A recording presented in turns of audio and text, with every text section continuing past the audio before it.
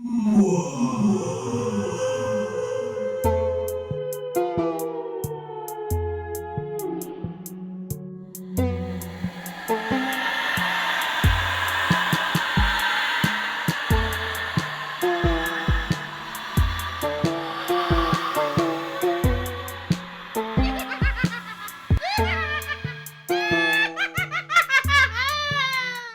to the Horror Corner. This is episode 17. Yeah. It's been a hot second since we recorded. We had to take a break a couple weeks ago, and then this week we also had to take a break for other reasons. I had apartment issues. Also, my phone is deceased now. So tragic. That's that, I guess. Yeah. That's why I had to take a break. Yeah, and I was having a slight mental breakdown because of something that I now forget. So that's how often I have those. But I feel that. We're good. I feel that. We're cool. Well, cool. How do you have life updates? Yeah, I mean, that was my life update. Oh. Life update my was... apartment's wet. And my phone is broken. Oh, yeah. It didn't even ask. Why is it wet? Did something happen? That's a great question. I have no idea. But there's I had a stack of cardboard boxes in the corner that I never unpacked after I moved. Uh-huh. I was slowly seeing it start to be kind of wet on the bottom, the water, the cardboard was discolored, and I was like, what is going on? Ew. So I went over and I looked, and I was like, oh, probably I don't know. Yeah. And I just assumed it would be fine for the next couple of days. But a couple of days later, the entire bottom of the box was just soaked through. So oh my God. I had to remove all of those things, try out everything in those boxes. The water stain by my window on the other side of the room is getting bigger. So when I removed all of those boxes from the corner, I discovered mold on the box. Oh God. And on the wall. So I need to clean off the mold and email maintenance and be like, hello. Yeah. I know this is the 1000th time I've called this fucking year, and it's only February. But my apartment is wet. And I kind of need it. And that's where I store kind of important things. Yeah. So, yeah, that should not be happening. Yeah, so that happened last week, kind of towards the end of the week. And then this weekend, my phone decided to not charge anymore. So I had to call my mom. No. About 5 days earlier than I planned. Oh God. Rip. And that kind of was yeah. I already told them last week that I just need a second because my apartment's wet. I got bleach on my black sweatshirt, and I just need a second. And so need a second to chill. Yeah. Yeah. So I was gonna call them today, but I called them on Sunday, so I guess Monday. Yeah. No, I called them on Monday, so nice. I don't have to call them today. Yeah. Yeah, dude. I know that you've told me that you love your apartment, but it seems like a lot of things are happening to your apartment. Okay, I mean, the problem is, I'm too lazy to move. My roommate's too lazy to look for a new place, even though I said, hey, if you're interested in finding a different place, feel free, because this place is a shit show. Yeah. And the comic book store is no longer below us, so we're just kind of there's really no reason to stay other than it's convenient and we already live here. Yeah. Who starts? Me? Yeah. Oh. I'm the not sober one here. That's how out of practice I am. I've done a couple things in between here as far as recording, filming, everything. I don't even know what's happening anymore. Oh my God. I don't even know how to use my phone anymore because I got a new phone, which I'll explain in the next episode, I think, since we're out of time. That'll be my next life update because nothing will have happened between this episode and the next episode when you hear it. Yeah. A week will have gone by, but for us, it'll be an hour and a half. 2 seconds. So. Unless I'll explain. The great earthquake comes. We're not going to talk about that. Knock on wood. I don't have any wood. Well, I have wood. Okay. Cool. Okay. So, we're going to trade places. That's not the right term either. Gonna jump in a time machine. I want to push buttons. Okay. Buttons? Buttons. I got it. Okay. I didn't give you the year yet, did I? No. I'm waiting. Were you waiting for me to do the buttons? Are you sure that you're not drunk? I'm very disoriented and very tired. Okay. I think is the issue here. I guess which are qualities of being drunk, but I am sober.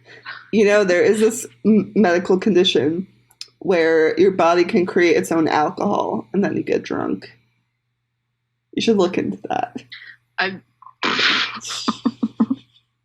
Yep. I think I will. Okay, give me the year. I'm going to move you over 10 inches across my screen. Also, make you a tiny bit smaller so I can see you and my notes. Can you tell me I'm really small on the mouse? All right, buttons, are we ready?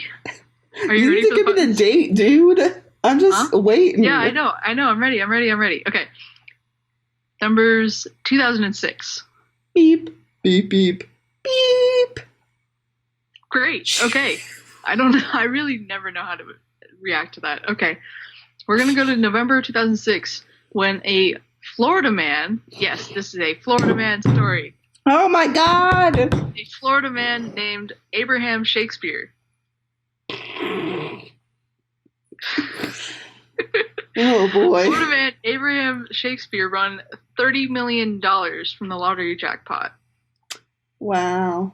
Yes. Unfortunately, you know how things go in the country. I guess the state takes the taxes. I don't know. Uh-huh. Point is, he only got about 17 million when all was said and done, which is like only 17 million. You know?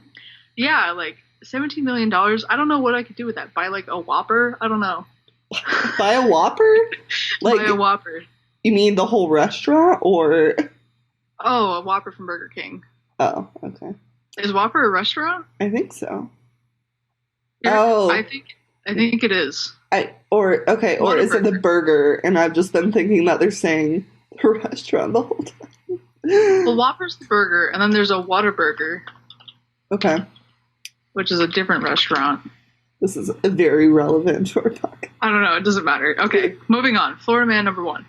From that, he got about $17 million after taxes and stuff, and then he paid off his own mortgages and debts, and then started helping his friends out. Nice. You know? Because he's a great guy. Yeah, right? Yeah, he's good. Would you say he's a pillar in the community? He's a pillar of the community. Yes. Okay. Because then he also started to help out his friends, and then of course other people caught wind of this and started to want to be friends with him too. Rip. You know, all that jazz, and it just got to a point where he said in a recorded conversation with one of his friends that he was starting to feel used, like, for his money and stuff. Oh, and, like, no. They just weren't, like... reciprocating, or... No, what do you call it? Like, genuine friendships. Okay, anymore. Yeah. Like, a lot of them were just like, hey, can you help me buy this thing? Yeah. Can you buy my sister a house? Whatever, right? Uh-huh. So one of these so-called friends that came into his life was Dee Dee Moore, a friend of a friend who offered to help him manage his money and keep it safe. Mm-hmm. She started a company called American Medical Professionals, LLC, and transferred Abraham's $1.1 million home as well as other properties to be under this company's ownership, meaning that she owned over 2/3 of his assets by the end of January 2009. Well, that's not good. Yeah, so 3 years later, he's kind of like, he's moved out of his working class home, according to ABC, and moved into this $1.1 million house in a gated community. So that he can, like, for his own safety, honestly, he feels threatened by people, right? I guess, who want, like, his friendship or whatever. So remind me where we are in the U.S. Florida. Yes, because Florida man. Okay. Florida man. Sorry, I think I had specifically Plant City, I believe. Okay, got it. Are there a lot of plants in Plant City? God, where the fuck are we? You know, I do geographical research when we talk about Australia, but not the United States. Lakeland, Florida. Okay. Is where his working class neighborhood was. Cool. I don't know where his gated community was. Yeah. I think that was in Plant City. Okay. But maybe not. I don't know. Doesn't really matter. Yeah. The Florida men are universal in the state of Florida. Yeah, so besides this house that he bought,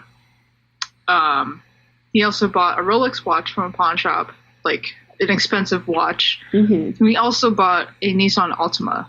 Those are like the two things that he like put down a lot of money for, right?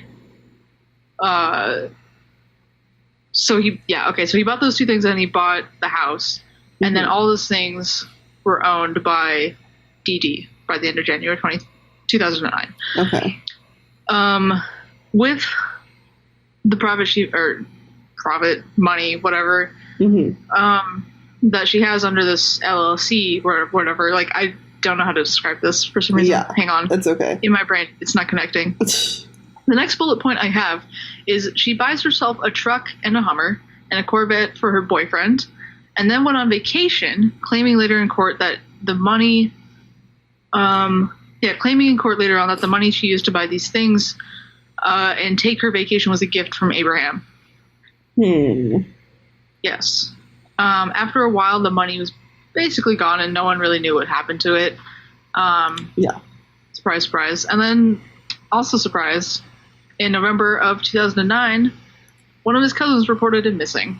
Oh, no. I wonder what happened to him. Dead. I wonder. Murdered. It's a true mystery. What happened to Abraham Shakespeare? And that is the end of my story. Really? I'm just kidding. No. Okay. I actually have something to contribute. Okay. Something that I just thought of. I was on the bus one day, and we were at a bus stop, and we just see this man going by on the street screaming, "I won $10,000," with the money in his hand, like waving it around. And the bus driver, it was like, oh my god, he's gonna get jumped. Yeah. Yeah, that's wild. Anyways, okay. Yeah, I mean, that's probably what happened to Abraham, but yeah, we'll never know for sure, I guess, because, Is it an unsolved case? Don't do this to me. Oh, no, it's a solid. Okay. You're fine. We will shortly know the true answer to this question. Okay. Dee Dee told friends and family that he was on vacation in places like Texas or Puerto Rico or Jamaica, even going as far to forge notes to them that were supposedly from him. He paid another one of Abraham's friends to impersonate him to his mother, Elizabeth Walker, and offered the mother of one of Abraham's sons a $200,000 home in exchange for telling detectives that they had seen Abraham recently. Wait, so who was asking them to do this? Dee Dee. Dee Dee, okay. His business partner. Got it. Yeah. Okay. Yeah. I thought so. Yep. She also sent texts to his friends and family from his phone. She also sent a letter to his mother telling her about his vacation that he was supposedly on. Yeah. And paid one of his relatives to give Elizabeth a birthday card and imply that it was from Abraham. This friend ended up actually going on to be a CI for the police, a competent, what is it? Confidential investigator? Yes, confidential informant. Oh, informant, okay. Yes. For the police during the investigation. His name was Gregory Smith. What happened to the confidential? What is this? Okay, CI. I thought, no. It sounds right. Confidential human source, confidential. Okay. I guess he gave up his confidentiality at some point? I don't know. Confidential informant. Yeah, well, I mean, that was the thing. Let me regroup in my brain. Okay. Yes. This friend who gave Elizabeth a birthday card and was supposed to imply that it was from Abraham ended up becoming a CI for police, a confidential informant, during the investigation, and his name was Gregory Smith. He brought in an undercover officer during the investigation who Dee Dee actually ends up paying $50,000 to take responsibility for Abraham's death. Because she didn't know that it was undercover cop. Yeah. So she just paid him and was like, hey, can you claim to take responsibility for this, please? Can you claim responsibility for his death? Like, I'll pay you $50,000. Oh my god. Sweet deal, right? Hopefully he took the money too. I don't think that's how it works, but... I mean... Is it? I think in this case it did, because the cop agreed under the circumstances that Dee Dee would show him where the body was buried. Okay. So... I mean, yeah. And wait, so he's still undercover. He's lying to her, or he's going along with her? He's undercover. Okay. And he he's agreeing while he's undercover that he will take responsibility if Dee Dee shows him where the body's buried. Got it. Right. I mean, obviously, as an undercover cop, whatever he says he can record it or something. Yeah. No. Like, may or may not be true depending on the situation. Like, if he thinks it's gonna help the case, he can lie, right? Okay. So, yeah. So guess what? Dee Dee was like, sure, that sounds okay. Oh, I'll show you where the body is. And Abraham's body was found buried 9 feet underneath a concrete slab in a friend's backyard on January 27th, 2010. Jesus. This is a year or so after he disappeared. Yeah. Okay. So police think that the last day that he was alive, which is like the last kind of activity from his phone, so that's when they assume that was the last day he was alive, was April 6th, 2009. Okay. So he's been dead for about a year almost, give or take a couple of months, and they think his death date was either the 6th or the 7th, depending on what time of day. Okay. Along with the location of the body, Dee Dee also gives the officer a 38 caliber Smith & Wesson revolver that had been used to shoot Abraham. Oh my God. On January 29th, 2010, the identity of the body was officially confirmed to be Abraham Shakespeare, who had been 42 at the time of his death. No. Wait, so how would she why would she not be like, you don't need to see the body, that's weird. Like, this, so, not a good move, Dee Dee. Also, killing him wasn't a good move either, right. So, I don't, Yeah. I don't know. Yeah, so Dee Dee had been living in Abraham's house, presumably since his death, and told investigators that she paid him $655,000. Is how you read that. Nice. Say yes. Yeah. She paid him that much money for his house, as well as $185,000 in outstanding loans to other people. But there was no evidence that she had ever paid him anything. Oh, God. Okay. Also suspicious. Yeah. Just a little bit. Over the course of the investigation, Dee Dee told police several different explanations as to where all the money went, because when they got to court, they were like, okay, where's the money? Mm-hmm. They're like, when they were in the investigations, they were just like, okay, where's the money then? And she was just like, oh, he gave me these gifts, that like monetary gifts. Yeah. He gave me all this money to like evade taxes. He put all of his assets into my company, so like for tax evasion. Yeah. He gave me this money so that he could avoid, using them for drugs, or like, he decided to give me all his money to give back to him in cash so he could spend it on drugs. Yeah. Like, she just came up with all these stories about like what allegedly had happened with his money. Yeah. And like why he would trust her with basically all of his money. Yeah. Which is kind of a lot of money. But then what the fuck happened to it all? Because he really only bought 3 major things. The house, the Rolex, and the car. Yeah. Like, you can't spend that much money on those 3 things alone. Like, it'd be very, very hard.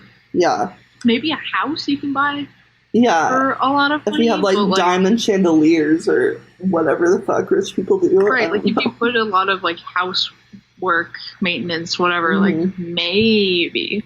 But, like, for those 3 things, if you look at what kind of car he has, a car is not going to cost that much. Mm-hmm. It's not going to cost $17 million. Yeah. If you look at what watch he has, it's not going to cost $17 million. Yeah. Like maybe the house. But those 3 things alone will not add up to how much he won from the lottery. Where the fuck did all that money go? Yeah. Even if he did help out his friends and family, like, with their own sort of stuff. Like, it sounds like he was very responsible. Yeah.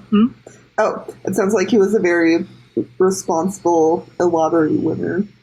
Yeah. I mean, it just sounds like he would not be able to spend that much money. Yeah, exactly. Over that period of time, unless he was really irresponsible with it. The only thing I can really think of that he could possibly spend a huge amount of money on, like as a 4th item on this list of like things that would cost kind of a lot of money, is a lawsuit that he had to deal with from his friend Michael, I think was his name. who went in and bought the lottery ticket for him back in 2006. Mm-hmm. He had asked his friend to get him a lottery ticket from the gas station, and he gave his friend $2 out of the $5 that he had at the time in his pocket. And so his friend went in and bought him 2 lottery tickets for him, and that's one of them he won the lottery jackpot from. So his friend was like, hey, like he told the courts and stuff, he told the lawyers, he went and tried to sue Abraham for the money because allegedly Michael had actually won or like bought the tickets and won the jackpot. Yeah. And then Abraham stole the 2 tickets from him. So but he was trying to make bank. Yeah, so he was trying to get at least some of the money. But courts ruled that he was just Abraham won the like story's bogus. It's Abraham's money, like don't worry about it. So I mean that's the possible 4th venue of disappearing money. Court fees. I don't know, but I'm sure that would be on record if like he had to pay his. Or, you mean like the money it went into the lawsuit, not on the payoff? Okay. Yeah, like if there was going to be another major cost or whatever that he had to cover, it would be that. But I still don't think you can spend that much if you're responsible with it.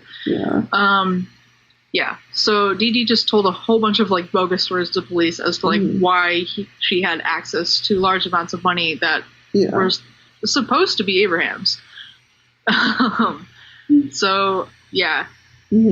She was investigated, sent, what am I trying to say?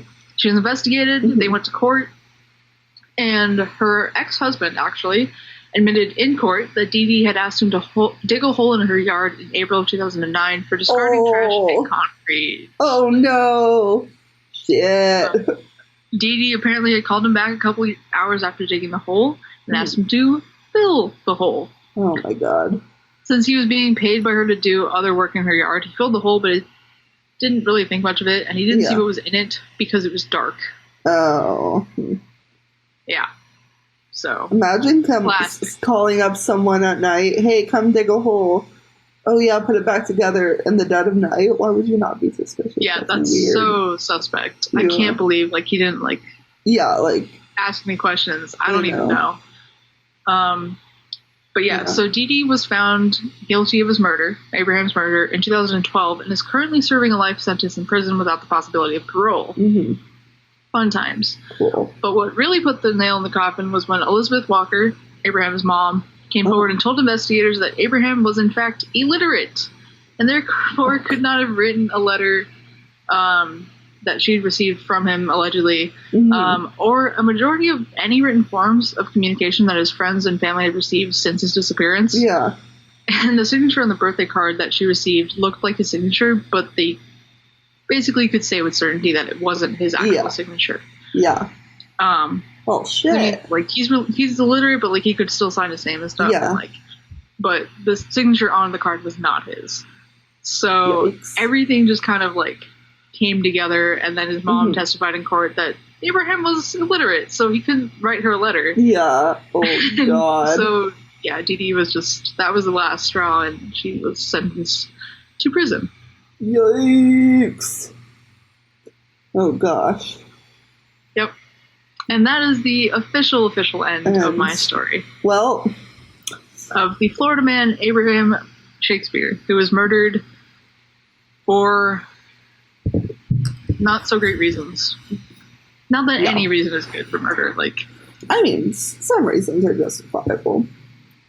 Sure. But then it'd be them like someone got killed, not murdered, I guess. But anyways, dang, Dee Dee, she fucked up. I'm stuck in a Pokemon argument group chat, and I didn't ask for this.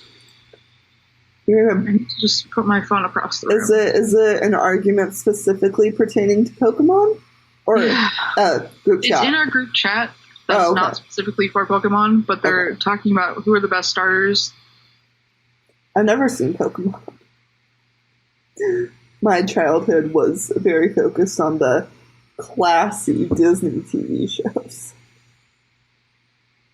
I mean, Pokemon's also a game. Oh, gotcha, yeah. Wait.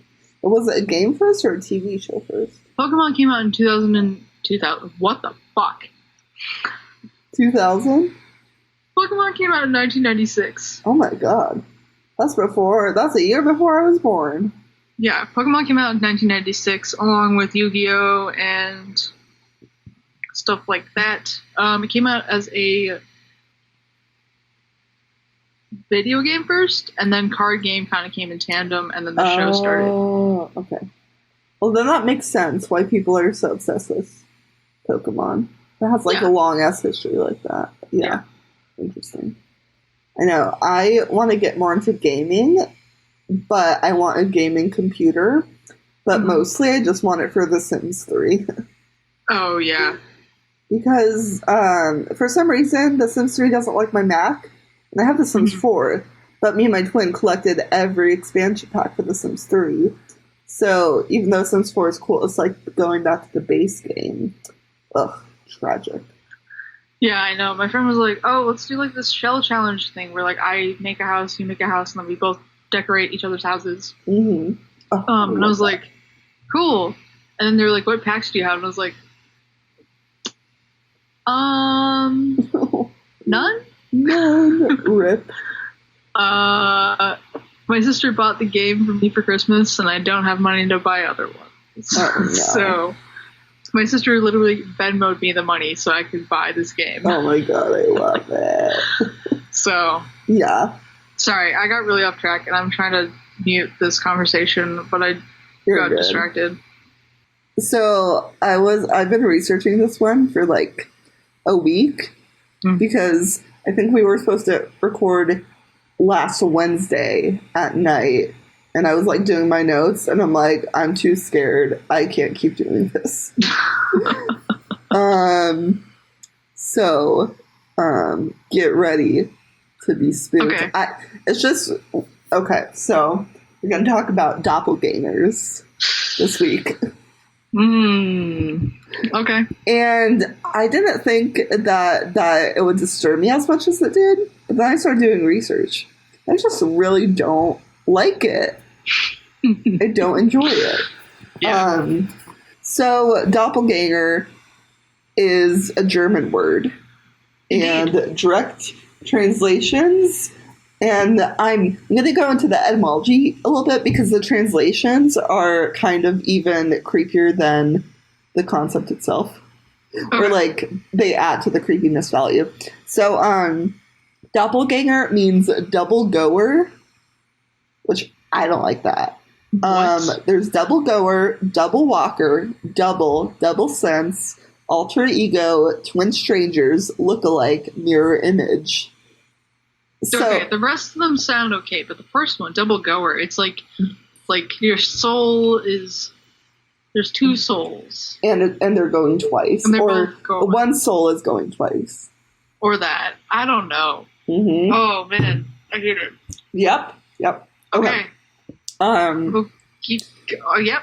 Yeah. So those are all the terms that I saw when I was researching. The Merriam-Webster dictionary defines it as a ghostly counterpart of a living person.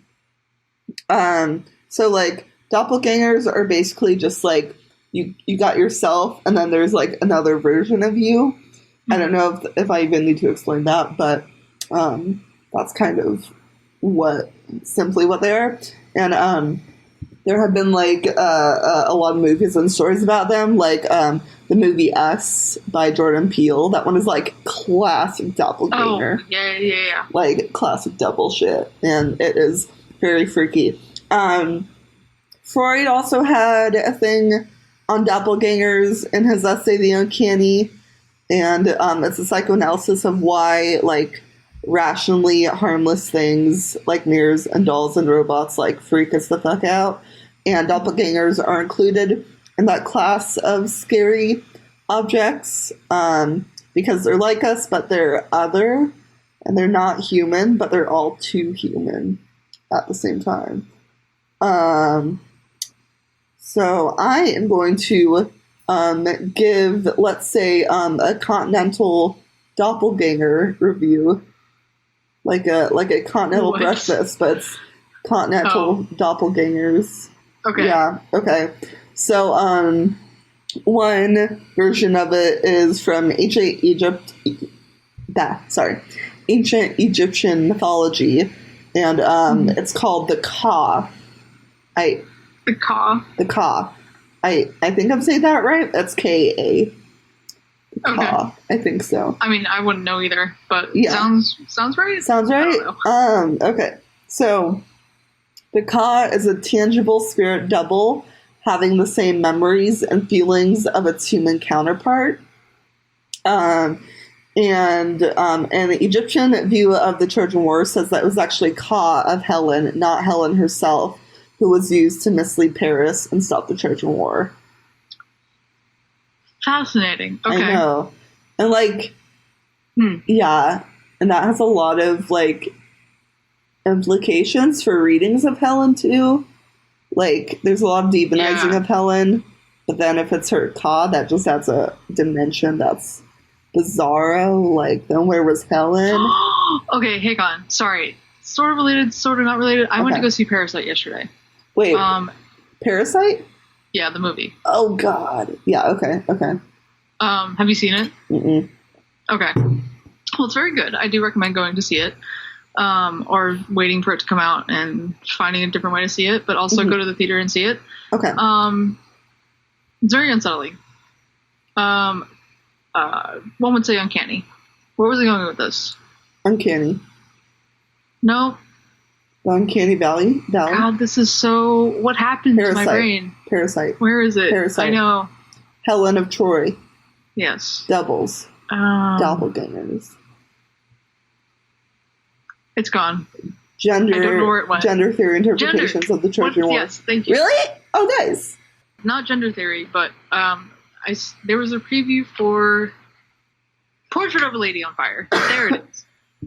Say that again. I couldn't remember if it was Lady on Fire, Girl on Fire, but that's a song by Rihanna. So speaking of Parasite, sorry, long roundabout way of me trying to figure this out. There was a preview for a movie called Portrait of a Lady on Fire. And it was really gay, and Helen of Troy really reminded me of it because I was like, gender roles, devil, gay people are the devil. Yes. We are the devil. That's that train of thought there. But also one of the reviews that they had in the preview was like, the world looks different through a woman's eyes. And I was like, no shit. Who wrote this fucking review? I bet a man is writing that. I don't know what to think. I mean, I don't even care at this point. I was just like, gay, French, let's go. Historical piece. Historical fiction. I'm here. Historical gays. That's my favorite type of gay. Yeah, so I'm going to try to see that at some point, maybe. After I get paid with money. Nice. We love getting paid with money. Yep. I don't know when it's coming out, though. But okay, yes, Continental Doppelgangers. So we got Ka. And then in Greek mythology, I'm sure that there's a more direct one, but one interpretation that I found was really interesting, that the story of Narcissus is kind of a double story. Mm-hmm. Because it's like this guy sees himself in the water, and then it's a double, and then something terrible happens to him. Oh yeah, and then he smashes his head in with a rock. Because he sees himself in the water as a woman, and then he smashes his head in with a rock. And so, I don't have any vocal response for that. Yeah. So the whole, but you can see my face. Yeah, and the whole story is that Narcissus was in love with himself, and he was so in love with himself, right, that when he saw his reflection in the pond, he couldn't look away. So there's one version of the story that is like he saw himself as a woman, and he either starved to death because he couldn't look away, or he smashed his head in. And those endings are two very different ones. And one of them is very transphobic. Yes, exactly. Yeah. I did a literary analysis on that in my gender studies class. It was that's so interesting because, like, sorry, we're gonna derail one more time. No. Greek culture is very fluid in both gender and sexuality, and like I can't imagine that flying with audiences. The what flying with audiences? The transphobic version. Oh, where he smashes his face in the pond because he's a woman. As like ancient Greece, you mean? Yes. Yeah. I mean, I guess transphobia has always had an audience. I don't know. That's true. Yeah. Some other versions. I'm just wondering, like, how did this story prevail through like ancient Greece, where everyone's everything? Yeah. There was this great article about it by a trend. What? And hermaphroditism was like a trend. Yeah.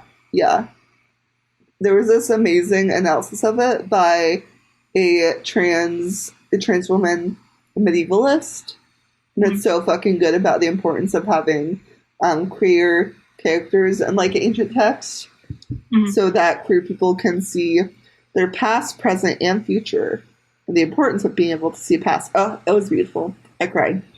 Anyways, I cry at very good literary analyses.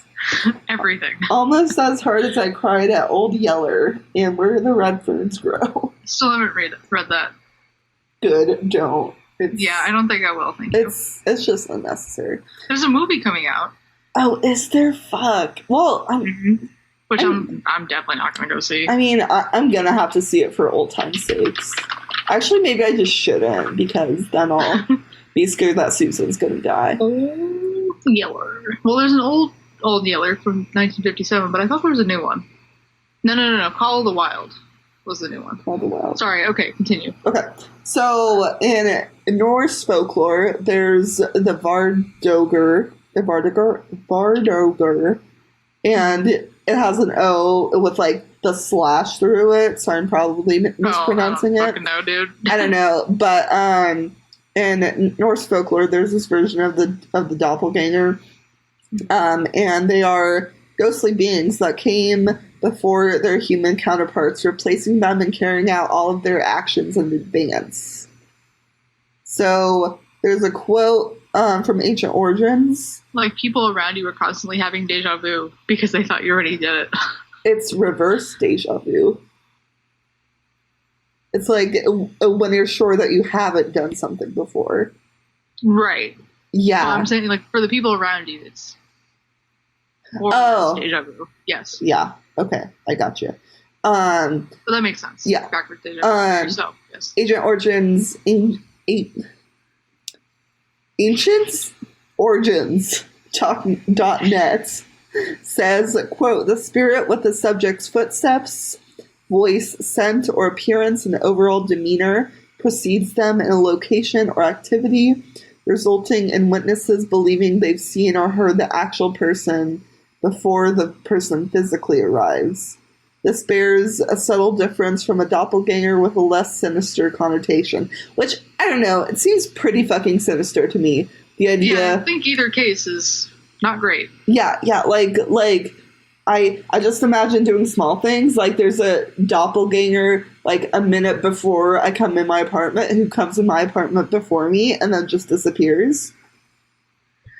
Does that not, like, freak you out? Like, there's someone who's, like, picking up this glass of water, like, 30 minutes before you do?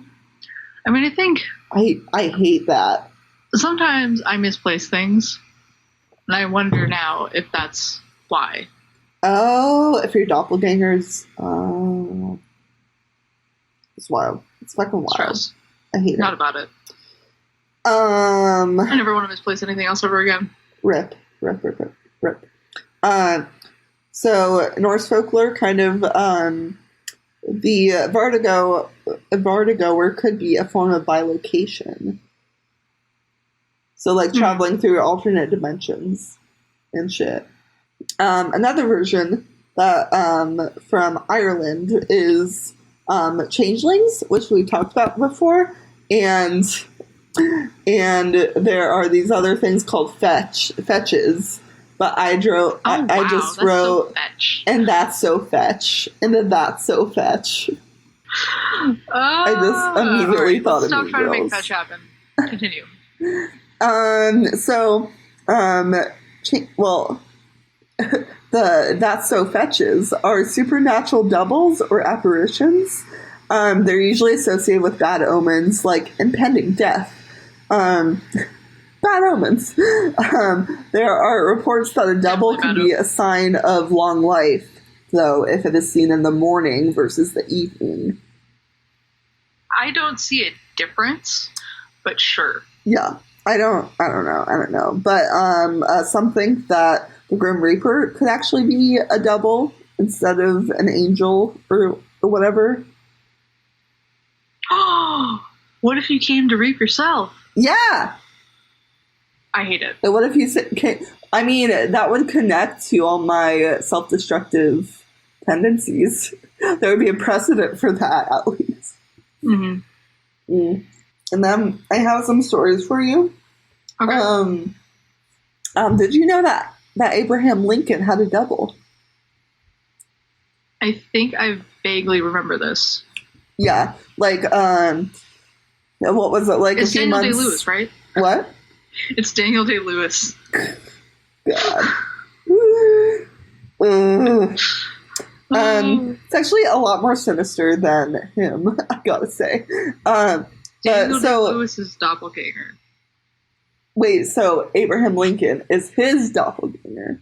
Daniel Day-Lewis is Abraham Lincoln's doppelganger, but the Daniel Day-Lewis that we see every day is Daniel Day-Lewis's doppelganger. So we see a doppelganger of a doppelganger who is a doppelganger. Can doppelgangers have doppelgangers? I don't know. Additional, like, I don't fucking like that. Dude, what if this is human cloning? Daniel Day-Lewis is Abraham Lincoln's doppelganger. Human cloning. And Daniel Day-Lewis is a changeling. We solved it.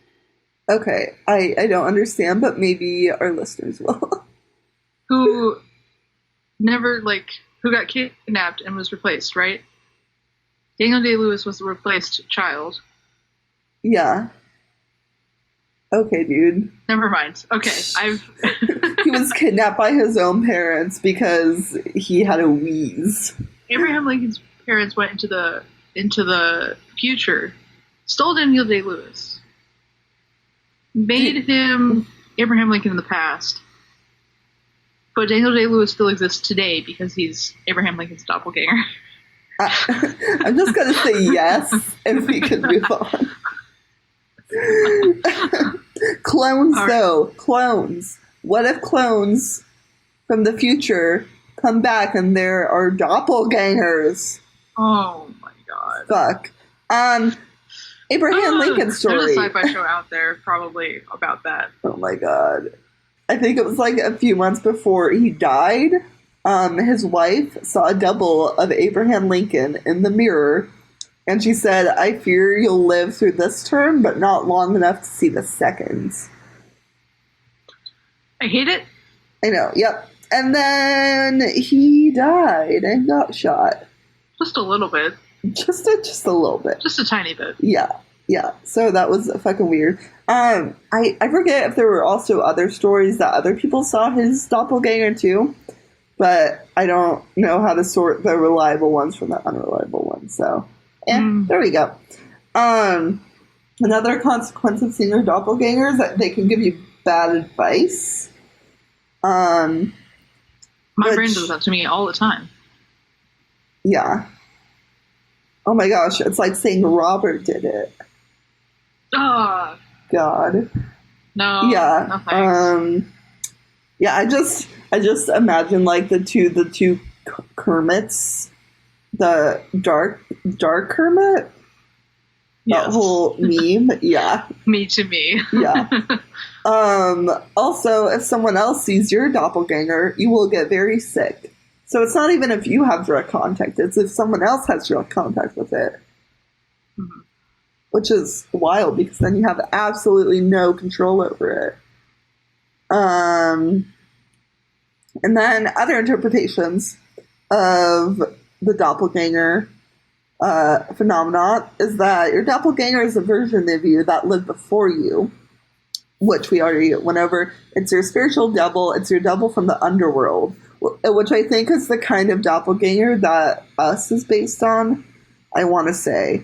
Like spiritual double, but also double from the literal underworld. Mm-hmm. Not weird. That's wild. Could also be evidence. I'm processing. Well, yeah. I'm staring off the space, processing. Yeah. Oh well. It could also be evidence of multiple dimensions.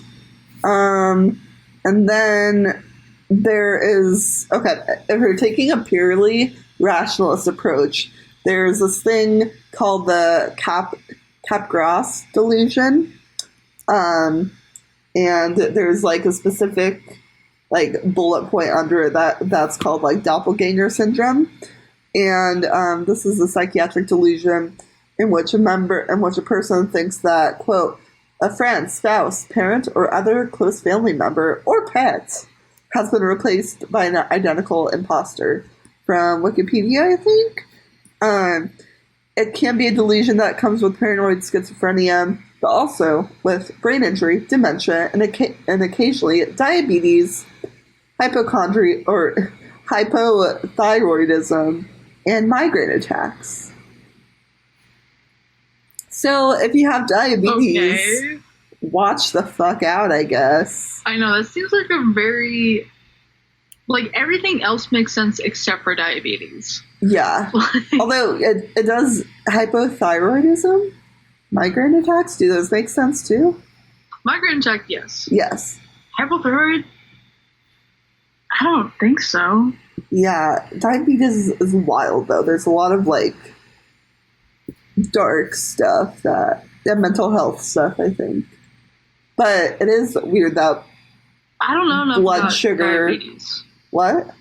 I don't know enough about diabetes. Apparently. I know, yeah. It's like, yeah. A few of my friends had it, and it's like super complicated. But it's still just weird that grandma has it, but we don't talk about it. Yeah. It's just weird that like blood sugar level irregularities can cause you to think that you see your double.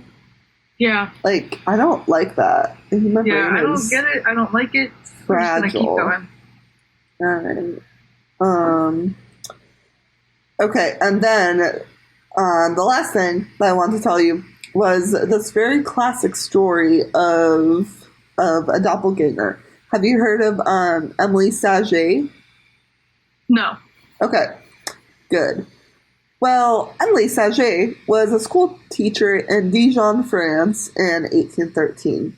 And historical. So, what? Love it. Yeah. Historical. And so it's kind of, the story's a little sketch because the primary, in fact, the only source of her story comes from Footfalls of the Boundary of Another World by Robert Dale Owens, published in 1860, which was during the whole spiritualism movement. And I don't know, but if he was the only primary source, then that's kind of fishy, but the story's still great, so I'm going to tell it. Okay. Yeah, it goes, or the story goes, that Saget was smart, popular, and engaging, and all of her students and colleagues loved her. Yet she had worked 18 different teaching jobs, 18 different teaching jobs at 18 different teaching establishments within 16 years, which seemed like quite the mystery. What? Yeah, so more than one job a year. Mm-hmm. Yeah. So it didn't take long for the reason for the rapid turnover to become clear.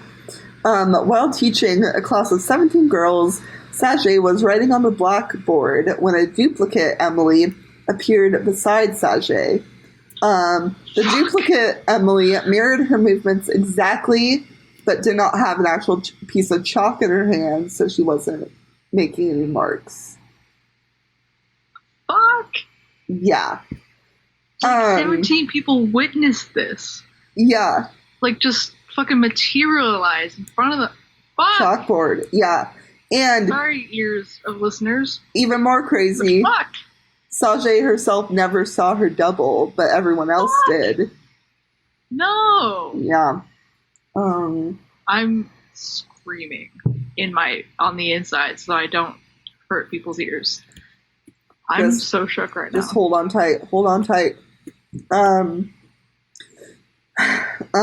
most notable example of the double appearing was when Sajay was outside gardening, witnessed by a large classroom of students from a window, when another Emily came into the classroom as if to start instructing class, that they saw the real Emily outside gardening. Nope, Emily is canceled. And there was this group of very badass girls who approached the double, and one girl even touched it, noticing that her hand went through with, quote, minimal cobweb-like resistance, as quoted from the Mutineer. That's not for me. I know. Most commonly, a double would appear beside Sajay, imitating her movements, like when eating or teaching a class. One time Sajay just casually materializes. Yep, just comes up. One time Sajay was helping a student put on a costume. The student looked down to see how it was coming along, and she saw two Emilys working on the dress. And promptly passed out. Yeah. Man, okay. Yeah. And Sajay never saw her double and never had any explanation. Bystanders reported that when the double was around, Sajay looked sick and tired, but as soon as it vanished, she returned to normal. And so, like her soul was expending energy to make this. Yeah, like it's using her to manifest. So weird. Yeah. And so, unfortunately for Sajay, a lot of parents started to get upset about the situation and removed their children from the school, which led to Sajay being terminated. Removed. Which is like what happened with all these other 18-year-olds too. And it's just really sad. But again, the validity of the story is questionable because it was written, as far as I know, from an American man. Mm-hmm. What was it, like, math, 57 years later. So I don't know, but it's a very famous story. So, fascinating. Yeah, and then there's like a lot of other creepy like paintings of doubles and literature that I'm gonna write down to make into an Insta post really fast. Okay. But I want you to look up this painting. Okay. And I've got goosebumps. Goosebumps. Okay, I want you to look up this picture titled "How They Met Themselves" by Daniel Gabriel Rossetti. Daniel Day-Lewis? Nope, Dante Gabriel Rossetti. Oh. Yeah. The title is horrifying. So it is this man. I think it's a king and the queen, and they're they're on a walk in the woods, and they meet themselves. They're doubles. And he pulls the sword out while his wife faints, and their doubles are just like hanging out right there. Oh, okay. So, sorry, it took a second for me to figure out who was who here. Got it. Ugh, yuck. Also, they had that glow around them. Yeah. It doesn't. It's like what do you call it? Like an astral projection. Yeah, exactly. Like an aura. Yeah. Exactly. That's fucking whack. I know. No thanks. Oh, there's one in oh, I haven't seen the one in color. Nice. Does it give you a date for when that was? Because one of them said like 1864. Oh yeah, that's right. So it's like been around since ancient Egypt, and then there was that, and Freud made a thing about penis envy and doppelgangers, and we all know that. No, sounds but right. It's still very pervasive, and like it just feels like a very like specific random thing for humans to like universally like create as we evolved. Like, isn't it kind of weird? And like, yeah, it makes sense that a lot of monsters, like I don't know, like dragons and werewolves and whatever like that came about, but like doubles specifically, like why have we even thought of that and been freaked out about it? Like why would like ancient Egyptians or like ancient Europeans like be worried about this? It's just weird. Yeah, I'm looking at some of the other paintings that he's done, and he has another one called The Bower Meadow that he painted in like 1871 or 1872, and it's like two women. One of them's playing a lute, one of them's playing one of the like little xylophone looking things, while their doppelgangers are dancing. Oh, Jesus. Oh, so he's like the doppelganger. Man. Yeah, he's like obsessed. Damn. Okay, I'm looking. Which one is it called? The Bower Meadow. Oh, fuck, I don't like it. Oh, I see it. But it also looks very gay. Yeah, that would be my other interpretation, yes. Wow. These are beautiful, though. Damn. Yeah, but so, anyways, the uncanny. It's cool. If they're oil paintings, I think? Yeah. Yeah. Oils are hard to paint with. Yeah. They just get everywhere, and you can't wash them off. Because it's oil. Yeah.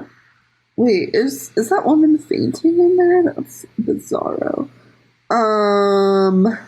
Yeah, but anyways, if you're gonna read anything of Freud, read The Uncanny. Yes. I'm still obsessed with The Uncanny. There is a portion about penis envy, but it's like really small and easy to just like not listen to that, but listen to everything else. So yes. Yeah. Right, so that's the episode, this episode, where we talked about spooky things. I'm thoroughly spooked still. I don't know about you, but I've got a dog palate cleanser for today. Yes. Okay. Yes. So unfortunately, I have to report that Queso, one of the oldest members, actually the oldest member of the Golden Ratio Force Squad, she was 15 in December. She died? Passed away. Oh. Yeah, they had to put her down a couple weeks ago because she had cancer. She had, she's just old. She's an old dog. She's 15. Baby. Like, she just was in pain. Like, she wasn't having a great day. So they decided to let her go. But yesterday or the day before, palate cleanser, Cody. Hang on. Jeez. Okay, so her name was Queso. You know, Qdoba themselves. Someone at Qdoba so nicely sent them like Qdoba merch. You know, because her name is Queso and like all that. So they sent Queso and all of that.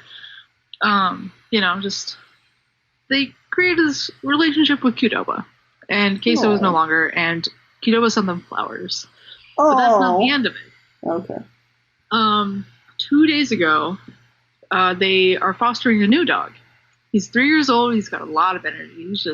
He's out there. He's got a lot of stuff going on. He came from a family who lived in their car, and then their car broke down, and they had two dogs. One of them was not a golden retriever, and the other dog and this dog didn't get along very well, so they gave the dog to a different foster family, and this dog went to the one before this family.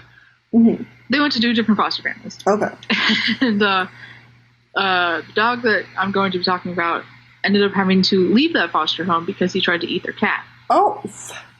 So now he's with the Golden Ratio, and his name is Guacamole.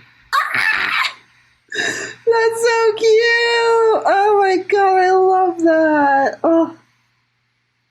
Human names and food names get me. Guacamole! Hey, Guacamole! Get over here! They call him Guac for short. Guac! And he's just a little ball of energy. He's actually not that little. He's 3 years old and he's gosh. Wait, so is he like the only non-golden retriever there? He is a golden retriever. Oh, okay. His sibling dog was not. Okay, got it. So they weren't. Guacamole! Sister in. Have I told you that there's a Pickles who lives in my apartment? And Pickles is the tiniest little old lady dog, smaller than a Chihuahua. That's a small dog. Her name is Pickles, and every time I see her, I'm just like, Pickles! I love her so much. And she got a dog of the month for our apartment complex, and now there's pictures of her everywhere. Nice. Susan had Dog of the Month for October, and it was wonderful. So tell us where they can find us after hours. You can find us on YouTube at Horror Corner Podcast. You can also find us on Spotify now, Horror Corner Podcast. You're also able to find us on Twitter and Instagram at Horror Corner Podcast, just everywhere at Horror Corner Podcast. You can email us at Horror Corner Podcast and tell us how bad our jokes are. Send us pictures of your dogs, cats. Our jokes are good, Cody. Speak for yourself. My jokes are good. I will accept criticism. Elle will not. And that's all I have for you. Patreon.com/Horror Corner Podcast. Well, we will see you in a week. We'll see you in 2020. 2020. But we're gonna go get dinner and then record the second episode. We'll be seeing you. You won't be seeing us. Yes. Okay, bye.